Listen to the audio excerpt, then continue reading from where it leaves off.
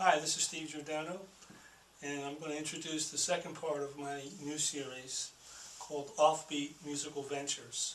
That's the name of the series. This particular video is entitled Two Worlds. And the two worlds that I'm speaking of in this context are nature's world and math world. Let's call it mathematics. And mathematics will, in this case, will deal with symmetry, things that are symmetrical and equidistant.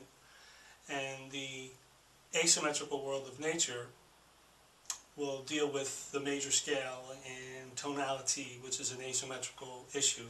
Just as the first video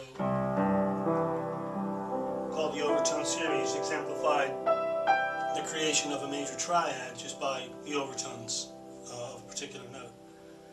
So we're going to look into the comparison between these two worlds, and we're going to look into how they can also work together when the worlds meet, collide, when worlds collide.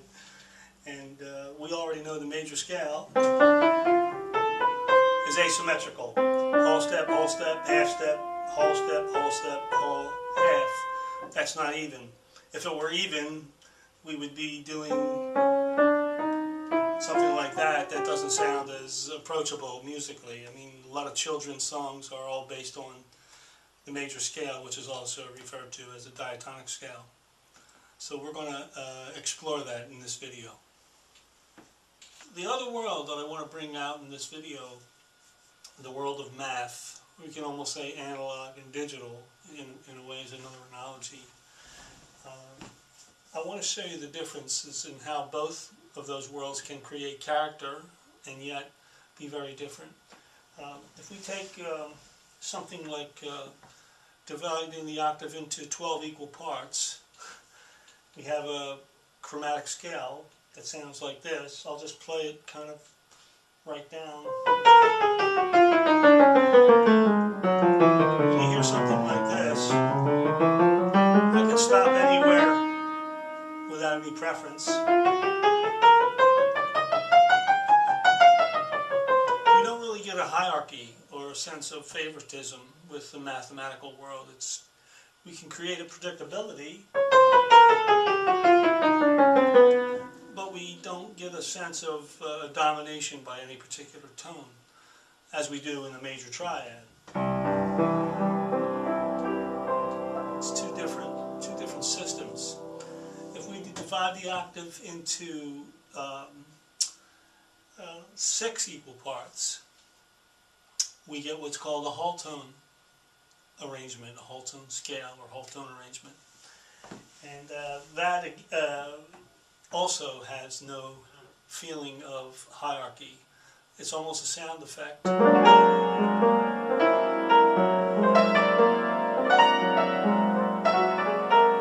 Often this kind of sound depicts underwater or space. There's no gravity here in this world. It sort of suspends. And it's beautiful and musical, but in a different way.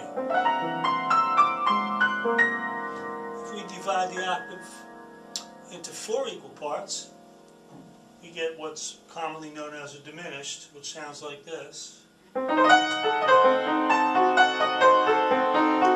all these notes are equidistant.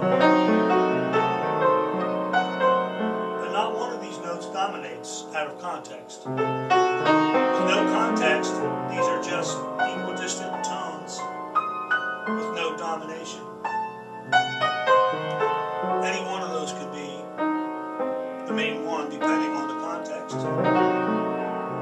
And that's dividing it into 4 equal parts, the octave. If we divide the octave into 3 equal parts, we get what's commonly called the augmented. And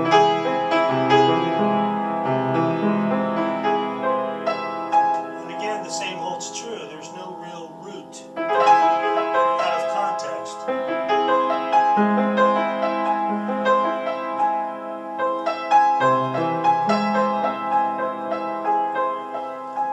Domination of any particular tone. And lastly, I will divide the octave into two equal parts.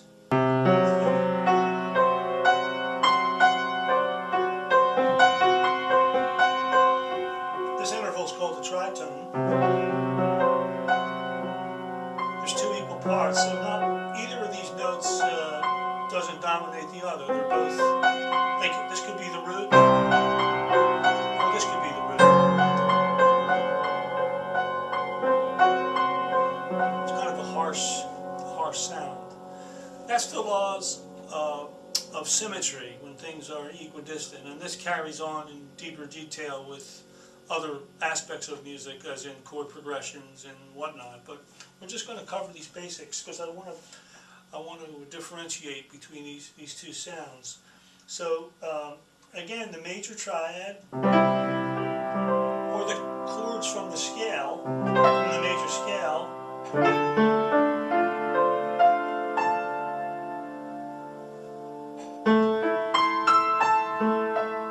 all these sounds are asymmetrical. You've heard these familiar sounds.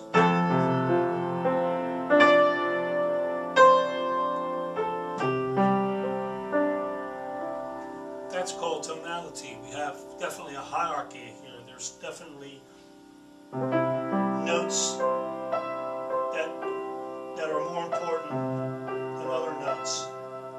They're not equidistant. Now, I want to show you how these two worlds can collide in a pleasant way. For instance, let's look at the 12-tone chromatic scale. If I put that 12-tone chromatic scale with an asymmetrical context of a major triad, listen to this.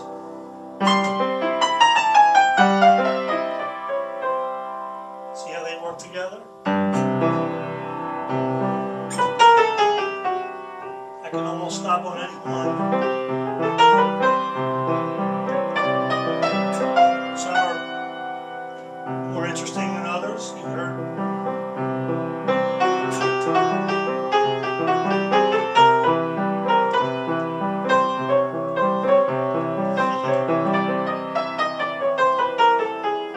That's the chromatic scale in a world of nature.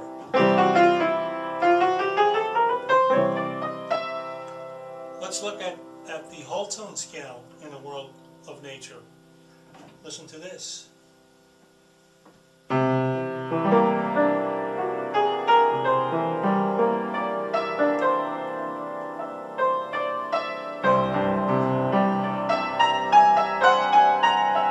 That makes a very interesting collision.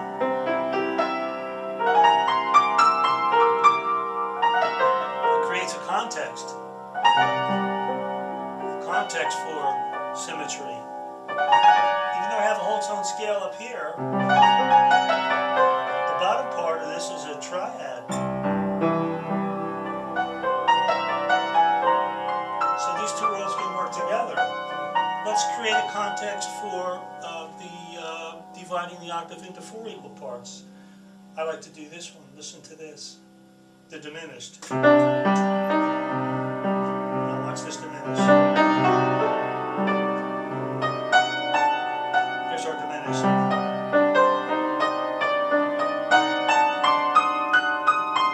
This is the context of C minor. But I can put this. Here's a diminished.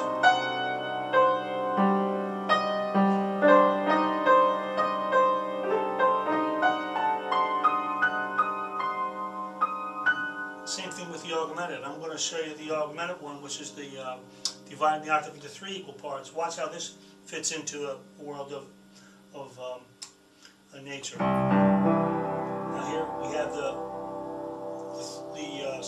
augmented chord. Listen.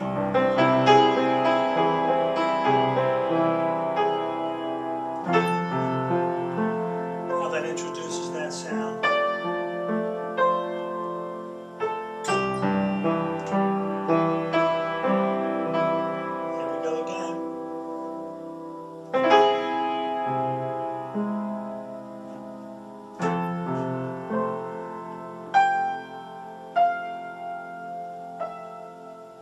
So there's a good example of how you can separate these two worlds and see that by themselves they have very different characteristics, but yet combined together they really work off each other in the most beautiful way.